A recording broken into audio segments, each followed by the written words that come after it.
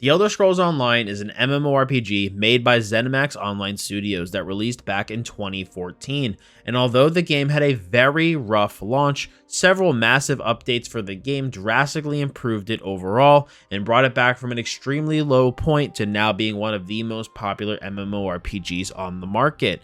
I've personally been playing ESO on and off for about 6 years, and in the past made a ton of content on the game, although I have moved away pretty much from making ESO content, now cover MMORPGs generally, as well as more of a focus on BDO.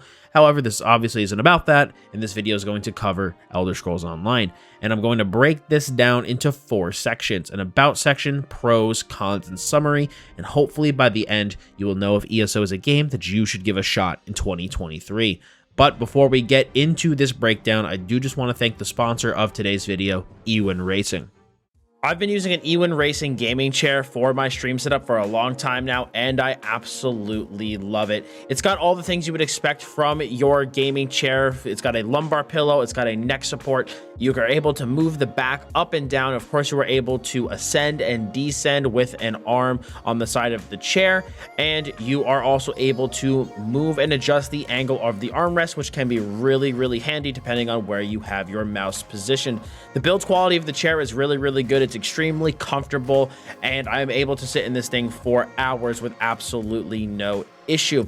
If you want to pick up a chair for yourself, I personally have the Champion model. You are able to go onto Ewin's website and shop their current available listings. They have some current deals and ongoings on their homepage. You can then look at their list of gaming chairs as well as their new line of gaming desks and find some specials of what they have on for sale. You can pick anything up from their store for 30% off using code DOTS at checkout and clicking the link in the description below. So guys, now that we are back from the ad break, let's get into the about section for this video. ESO is an MMORPG set in the Elder Scrolls universe. It has action, combat, and levels in this game go from 1 to 50. When you hit level 50, you will hit an endgame progression system known as champion points, which are account-wide, with the max level being 3,600. You do only need about 1,100 of those points, though, to be fully maxed out power-wise. ESO does have fully voice-acted quests, as well as horizontal endgame PvE progression for dungeons and raids, which in this game are known as trials, that have multiple difficulty levels. The game also features extensive character building, which I will discuss more in my pro section, and has also what I would consider one of the best implemented player housing systems that is maybe only rivaled by Star Wars: The Old Republic, but I would say that ESO probably is one of the best implementations of player housing in any MMORPG that I've played. The game also has tons of places to explore, so if you are into exploration, there are tons of biomes in different places, delves, and public dungeons for you to go explore. ESO also does have a guild trader system, which makes for an interesting in-game economy and become a game in and of itself, although I'll kind of go over how I feel more about guild traders a little bit later in the video. ESO releases 4 content updates per year, 3 DLCs, which are kind of like smaller additions to the game, which can include like a dungeon, a new story zone, etc. And then a chapter, which is more synonymous with an expansion, will generally include a trial or a raid, a new class or skill line, or even a new system, as well as usually a new zone. ESO is a buy-to-play game and does not require a subscription, although the subscription does come with a ton of perks. Similarly to other buy-to-play games, though, with a sub, not having the sub will handicap you a bit, since having it in ESO makes inventory management way easier. Also, what is great is that if you do have the sub, it gives you access to all of the DLCs as they come out, as well as any past DLCs, so you don't have to purchase them. With that being said, the subscription thankfully does not contain any pay-to-win elements, but do note that with the ESO Plus subscription, you still will need to purchase the chapter from year to year. ESO also now features a companion system, not nearly as extensive as Star Wars: The Old Republic, but it's still decent enough. The game also has scaling, which allows players of any level to party up together in quests or do dungeons. The game also has 3 alliances, and you're able to play with anyone regardless of their alliance, except for in the open world Cyrodiil PvP zone. Speaking of which, ESO PvP features massive castle sieges in the PvP zone of Cyrodiil, where the 3 factions fight for dominance over the zone. and if you capture all of the castles surrounding the Imperial City, the person with the most PvP points, called Alliance points, for that PvP cycle, because PvP kind of happens in like campaign cycles, is crowned the Emperor and gets a ton of rewards as well as a power increase until they are dethroned. There are also Daedric weapons that give their wielder incredible power, helping your faction fight back its enemies. For those who prefer smaller engagements and instance PvP, the game has battle rounds with various game modes where 3 teams fight to win the objective of the match. ESO also has 10 races, 6 classes, with a ton of available character customization options, not only in the character creation, but in the game as well, with tons of different armor transmogs, armor dyes, character skins, tattoos, and other character adornments. Fashion truly is endgame in ESO. Also, ESO is going to be getting another class going into the chapter of Necrom, known as the Arcanist, so by the end of this year, the game will have 7 classes to choose from. And any one of those classes can play as a tank, a healer, or a DPS. Now, moving into the pro section of this video, the first pro I'm going to have is the questing experience. Like I said, fully voice-acted quests, and it really does feel like you're a part of the in-game world. When I was new to ESO, I really enjoyed the questing experience compared to other MMOs I've played. It is a very sandboxy in nature feel because you can just like pick and choose which zones you want to do and when, although it can be kind of hard to play the stories incrementally, like right in order. Don't get me wrong, the zone guide can help you follow the storylines, show things to do in each zone, etc. But I do think it could use a little bit of work with like helping to string the stories together. So if you want to play things in chronological order, it's more easy to do that. This is the type of content, though, that ZeniMax focuses on. So if you're someone that likes questing, ESO will provide a lot of enjoyment for you because you are the main target audience. Now, the next pro I have is that you can play how you like. While there are 6 classes in the game, and like I said, that 7th, the Arcanist, on the way, you can customize how you play your class a ton. Every class has access to all armor, all weapon types, a bunch of non-class related skill lines, so you combine your class skill lines, your non-class skill lines, your armor lines to make a character build really your own. If you do want help getting started, if this seems a bit overwhelming to you, I have a bunch of builds on my website, dotsgaming.com, for PvP, PvE, questing, thieving, solo content, whatever you want. You can truly build your character in a unique way that you find fun and enjoy the game how you want, which is one of ESO's mantras. The game also has very enjoyable combat. The combat of ESO is not tab targeting, but rather action combat. You have to block, dodge roll, use basic weapon attacks, as well as abilities all together to find the most success in combat. The combat, especially when you get to endgame, is fast-paced and overall enjoyable. I know some people really dislike ESO's combat and find the weaving mechanic of having to use basic attacks in between skills very clunky, but personally I enjoy it overall. If you struggle to get into ESO's combat in the past, I also do have a guide on animation canceling and weaving on my channel that can help you get started. Now, something to keep in mind is that ZeniMax has made weaving way less impactful over time, so if it's something that you struggle with, don't worry, you will be fine. The game also does feature that horizontal PvE progression like I mentioned. You don't have to do X raid to get gear before you do Y raid. You can pick and choose which endgame raids and dungeons and content you want to do. Maybe you want a gear set from a certain trial, maybe you want, to go get a cosmetic from another one. Maybe you don't like this certain trial, so you don't have to do it. You could really just pick and choose which the endgame trials you want to do, and you're not forced to do them. And just to mention, trial sizes in this game are going to be 12 players, while dungeons are 4. ESO also has no continuous gear treadmill in the sense, like, it's not like World of Warcraft where, you have to constantly be updating your gear on the expansions. There's technically no treadmill, but there kind of is with the way that they balance the game and kind of needing to, change your build from patch to patch. We'll get more into that in the cons. Now, while the max level in ESO is 50, that's just the start. Once you hit level 50, you'll get into the endgame progression system of CP points, which are account-wide. So let's say you hit CP 50 and you want to make an alt. That alt will have access to those 50 champion points, and once they hit level 50, they will also instantly become CP 50, which is the CP level of your account. You can level up all the way, like I said, to champion point 3600, with about 1100 of those points being usable at this time. While that level does sound absurdly high, because let's be honest, it is, they adjusted the experience curve of earning champion points, so it isn't like a ton more experience that was needed in the old systems. Plus, ESO runs double XP events like all the time, so it's easy to grind out champion points in this system. Anyway, you invest these earned champion points into stars, which essentially give your character passive boosts. Certain passives require them being slotted in something called your champion point bar in order to activate them, and you get a total of 12 different stars, 4 coming from 3 of the different colors, and those are going to be active at all times. If you want to learn more about this system in depth, I do have a champion point guide on my YouTube channel that will go into more of a deep explanation. Now, the reason I mentioned this system, and you're like, why are you talking about this? We're talking about gearing, is because it plays into endgame gearing. Gear stops leveling at champion point 160. So once you hit CP 160, you will now be able to wear max level gear across all of your champion point leveled characters. And the best part is all of your characters share a bank, so you can pass gear in between the different characters, which prevents you from having to regrind gear over and over again for each character. Once you get gear, your account has that gear. You can also play with anyone. You can quest and play with anyone regardless of faction or level due to the scaling within the game. This makes playing with friends and family who come to the game easier and puts less restriction on playing with your friends. Speaking of playing with them, there's a ton of content for you to play with your friends. The game has no shortage of content. Questing, PvP, in-game player housing, trials, dungeons, solo raids, trading, farming, crafting, places to explore. The Elder Scrolls Online has hours of content to keep you busy, no matter what you enjoy.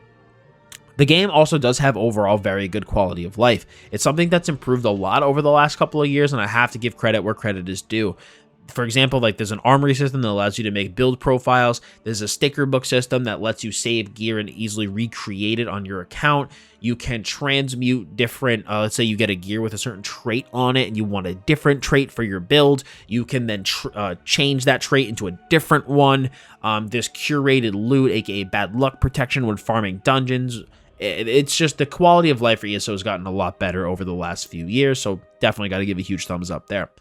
Now, I do have one gray area point before we move into the cons, and that's the guild traders.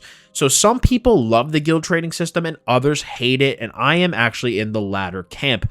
The problem that I have with the guild trading system is that it's got the same issues that Crowfall's guild trading system had, where you have to run from trader to trader, hoping that you find the item that you want.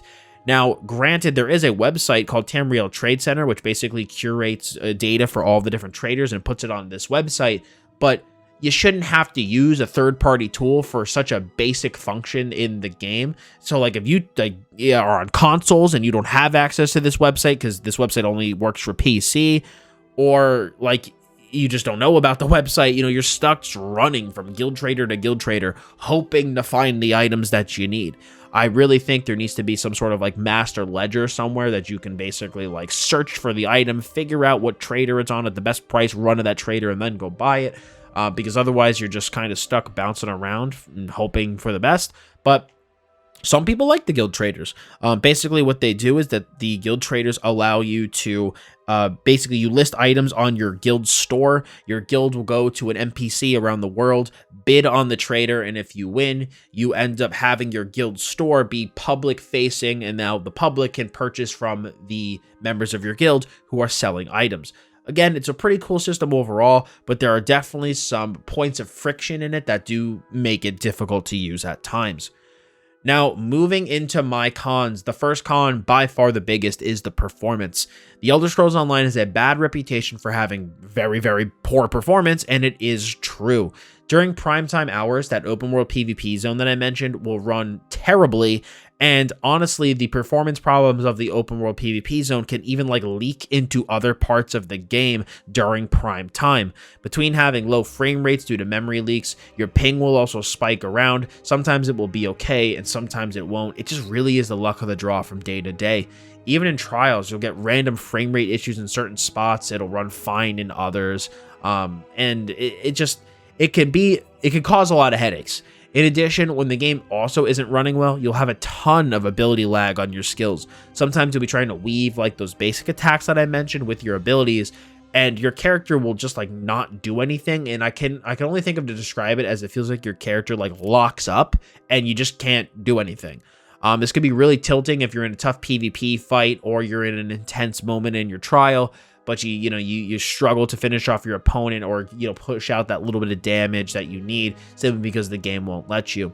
You'll have to press an ability sometimes like 5 times before it goes off even once, and then if you try to hit other abilities, it almost feels like it queues them. Things can get really messy really quick. Now, with that being said, ZeniMax keeps saying they're trying to improve performance and are inspecting ways to fix the performance of the game. But with that being said, I just have the opinion of like, I'll believe it when I see it. The first year of performance improvements that they did in 2020 made a lot of people's games run worse in many ways, but slightly better in others.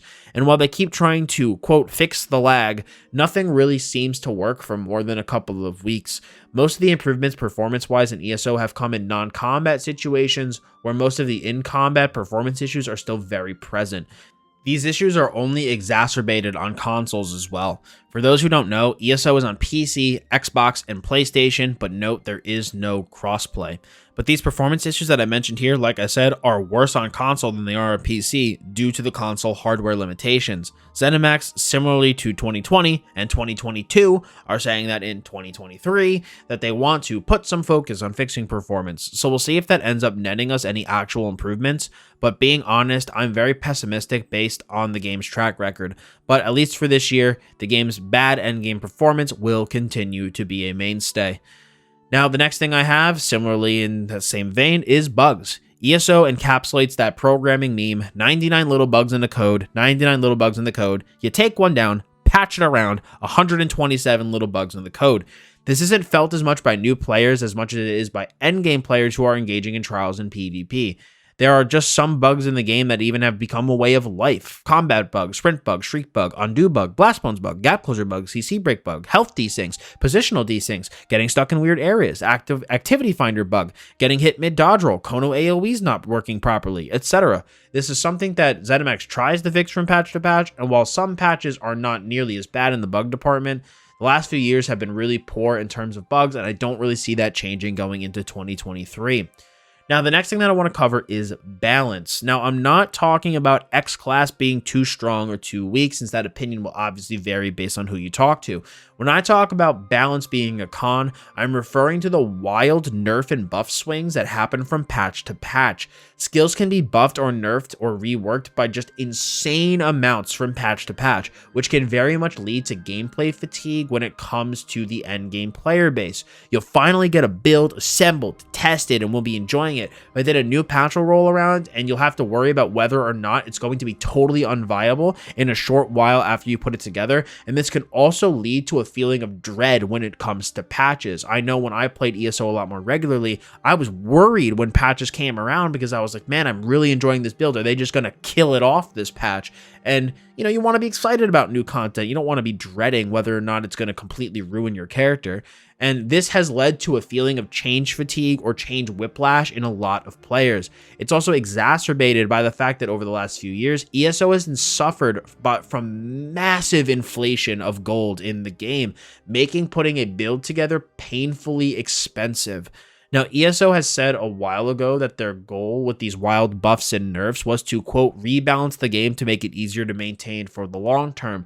However, they said that back in 2019, so we're going on 4 years. The game has been out for 9, so we're reaching a point where for almost half of the game's live lifetime, they have been spending it trying to fix combat.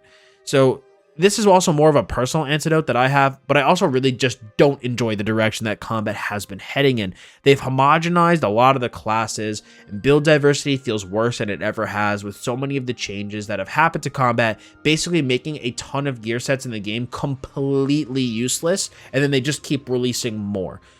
So they're also just funneling everyone in the game into the same handful of sets if they want to play at an optimal endgame level. Now, speaking of endgame can have some content droughts. Now, while ESO has a ton of questing and overland content to do, as an endgame player, you'll blast through it and it doesn't pose any semblance of a challenge. So per year, you can really expect like 4 dungeons and a raid, and the Q4 release will vary. Sometimes it's another 12-person trial, or another or like a 4-person like kind of raid thing. Occasionally it will only be the new story zone and nothing else for endgame players. PvP wise, we have Cyrodiil, which is the open large scale PvP zone, BGs for instance PvP, and Imperial City, which is like open world but in a smaller space. It also has some PvE stuff, and that's been it on the PvP side for 6 years. So for a PvP player, your enjoyment really just kind of comes from combat and not necessarily new content, which can quickly get eroded if bugs and performance are really acting up. Now, don't get me wrong, when you first get to ESO, there's going to be so much for you to do because you will have not done any of these dungeons or experienced any of this content.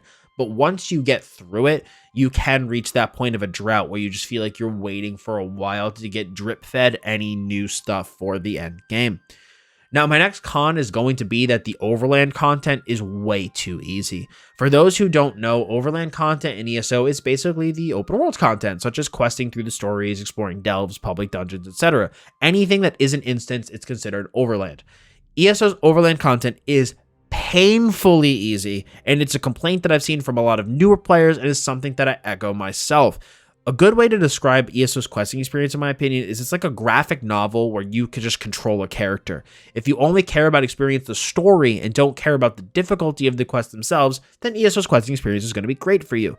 The voice-acted quests and the decision-making, impacts the world and can very easily draw you in. But if you're looking for something that has any level of difficulty, you're not going to enjoy it. Personally, I find it really jarring to spend hours going through a questline to face the big bad final boss that has been plaguing this area for years, and no one can take care of him, and somehow I'm just able to kick him in the shins and he dies, and then that's it, and it's done. And that personally pulls me out of it. I know that doesn't apply to everybody, but it does to me. So I just wanted to mention it here. Also, I would say that the difference between normal and veteran content in ESO is very high. I think the difficulty curve in the game is a bit lacking. You go from the very easy overland content to then like vet mode content, especially with the DLC dungeons. It just like punches you in the face. Even going from like a vet base game dungeon to a vet DLC dungeon is like such a huge difficulty difference. So I just think there needs to be an improved difficulty curve for players so that they don't feel discouraged. The final con that I have, and this is the first time I've needed to add this to the Is It Worth Playing for ESO, is the monetization. The game is very monetized. You need a subscription, that feels mandatory if you don't want to have inventory management be a massive headache, a yearly chapter to purchase, and while that's always been the case and I don't have a problem with that, the problem that I have as of late is that most of the new items and cosmetics go straight into the crown store and not into the game itself. And even further, they don't even necessarily go into the crown store where you could just buy them and move on with your life. All of the really good cosmetics go into the crown crates and not the regular store. So for all the really cool stuff, the stuff with all the flashy effects and everything, you have to buy the loot boxes. And it's unfortunate to see because for a long time, I really considered ESO's monetization model to be very, very, very fair. Similar to WoW, where you have monthly subscription that you can get it or you cannot. It's up to you whether or not with the inventory management, and then you purchase the chapter every year. But just seeing over the last few years that they put just such a greater focus on the crown crates, I personally find very disappointing to see. Now, guys, should you play The Elder Scrolls Online? If you're a hardcore raider dungeon diver, I'm going to give you an it depends. The raids and dungeons are fun, mechanics are interesting, and the combat is overall enjoyable, but you may have to worry about longevity since ESO only releases like one trial per year, although they do generally release multiple dungeons. Performance, bugs, and balance concerns should be something to keep in mind when deciding if you want to play ESO as well, as endgame content in ESO is what is most heavily affected by the game's performance problems. There have even been several periods of time in ESO where trials were literally not playable for months just due to bugs in the game. However, ESO's vet hard mode raids do pose quite the challenge, and that raid difficulty combined with attempting to do the raid quickly with no deaths for your group for an achievement will give any hardcore raider a nice challenge. Now, if you're a PvPer, I'm going to actually say no, and this is the first time making this kind of video for ESO I've ever said no to being a PvPer playing the game. If you're looking for ranked PvP, this obviously isn't the game for you since it does not have it. If you're looking for massive, large-scale fights, trying to find multiple opponents, fight outnumbered, or fight with a big group and do the big Zerg battles, or just, have some casual PvP fun, ESO can provide some enjoyment. However, PvP has just atrocious performance, bugs, and balancing that makes the game mode more frustrating to play than enjoyable to play. And the only way, in my opinion, to really enjoy PvP is understanding that it isn't going to work and just accepting that a lot of your deaths will be from lag and things that are out of your control. If you can't accept that, you will find yourself getting super tilted super quickly. But if you just can accept that that's the way it is, you can basically find some enjoyment out of ESO PvP. So it's going to kind of depend on where your mental is at for caring about bugs and performance. Now, if you're a solo player or a quester, 100 million %. This game has an insane amount of questing content to get lost in. And again, just keep in mind that the quests aren't difficult. So if you're looking for a challenge in the quest, you won't really find them here, although I feel like that's true for a lot of MMOs. But I think that the person that will enjoy ESO the most is this casual questing player looking for that online Elder Scrolls experience, as the casual player is ESO's target demographic, not endgame players. Now, the final group, it would be if you're into player housing. It's obviously going to be a resounding yes. ESO's houses are not only cosmetic, but they do have some functional purposes as well. And man, I've seen some people make some crazy stuff in this game with the housing, and it's very easy to get lost in and get super, super duper creative. Now, ESO, it's a great game for casual players. If you're looking for an MMO that you could just jump into, have some fun, and take a break and have your account not feel like it's behind when you come back, the game is great. If you're into housing and questing, you will love the Elder Scrolls Online. If you're a player looking for a more hardcore endgame raiding or PvP or dungeon experience, you're gonna need to keep in mind that you're not the game's target demographic. Dungeons and Trials will get a little bit more love than PvP since it ties in more closely to the Overland content, and Overland players are more likely to engage in Dungeons and Trials and not really PvP. But overall, ESO's target audience is the casual questing and housing player base, and that is something you may want to consider before you decide whether or not you want to jump into the game. Now, with all that being said, I do think ESO is an MMO that's worth trying if you're into PvE, despite its faults, and is currently one of the best casual MMOs on the market. The game has come a long way over its 9 years of development, and if you haven't tried it in a really, really long time, I do think it's worth coming back, poking your head in, and seeing what the game has to offer, assuming it isn't for PvP.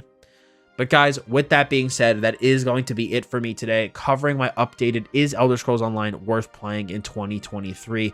I hope you guys did enjoy this video and found it informative, and if you did, I would really appreciate if you smacked a like on the video. Any questions or comments about the game, please feel free to leave them below, and subscribe for more MMORPG guides, gameplay, and discussion. So thank you all so much for stopping by today. I very much appreciate it. As always, I'm Dots Gaming, and I'll see you all in the next one.